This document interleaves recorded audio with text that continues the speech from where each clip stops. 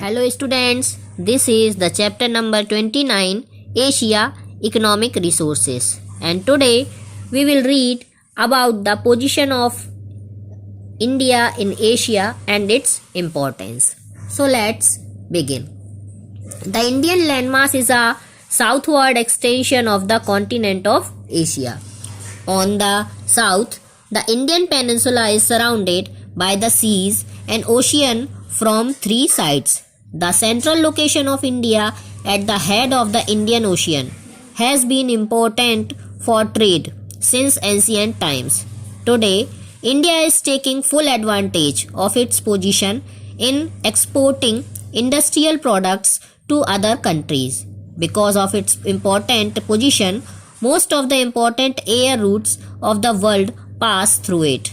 The climatic variation from tropical to subtropical has made it important from the point of view of agriculture. Today, India is one of the important countries of the world in the field of technology. तो children, जो हमारा India है वो Asia के south ward में स्थित है और यह थ्री साइड से ओशियन से घिरा हुआ है। और जो इंडियन ओशियन है ये पुराने समय से ही हमारे देश का, इंडिया का ट्रेड सेंटर का हेड रहा है। मीन्स यहाँ से ट्रेड बहुत अच्छे से होता रहा है और आज भी यह ट्रेड और इंडस्ट्रियल प्रोडक्ट्स के को एक्सपोर्ट करने में बहुत अच्छी भूमिका निभाता है, बहुत हेल्प इससे होती है। इसकी इम्पोर्टेंट पोजीशन के कारण जो इसके एयर रूट्स हैं वो भी पूरे वर्ल्ड से कनेक्ट हो गए हैं। यहाँ पर हमारे यहाँ की ट्रॉपिकल और सब ट्रॉपिकल इस तरह का एरिया है। क्लाइमेटिक कंडीशन इस तरह की है कि एग्रीकल्चर जो है वो बहुत अच्छी तरह से हो पाता है। आज के समय में हमारा भारत टेक्नोलॉजी के क्षेत्र में भी बहुत इम्पोर्टेंट कंट्री बन चुका है। Now the people in Asia, China ranks first in population followed by India. Nearly 2/3 of the world population resides in this continent. The people of Asia are mainly engaged in agriculture. In most of the place, people still follow the traditional methods of farming, although China, Japan, India and Russia have adopted the modern methods of agriculture. The availability of agricultural land, mineral and energy resources, industries are developed, transport system has had its positive impact on the people.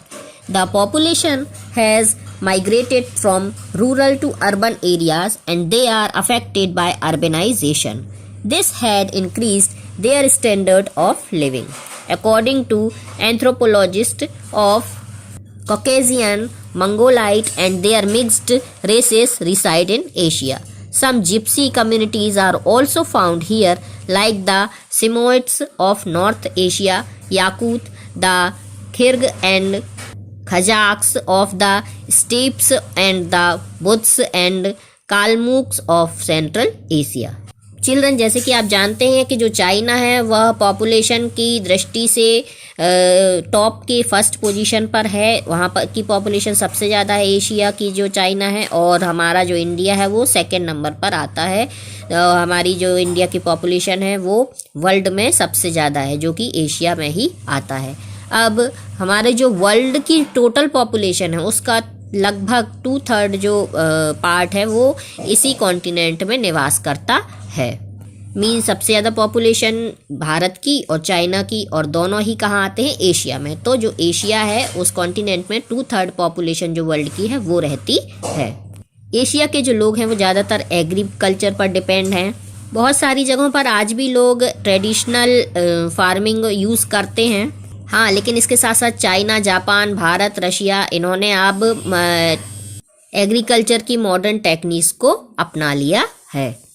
कुछ लोग जो rural area से urban areas में चले जाते हैं तो ये जो चीज़ें हैं ये अर्बनाइजेशन को अफेक्ट करती हैं, और यह जो चीज़ है यह लोगों का जो स्टैंडर्ड ऑफ लिविंग है उसको इंक्रीज़ करती हैं।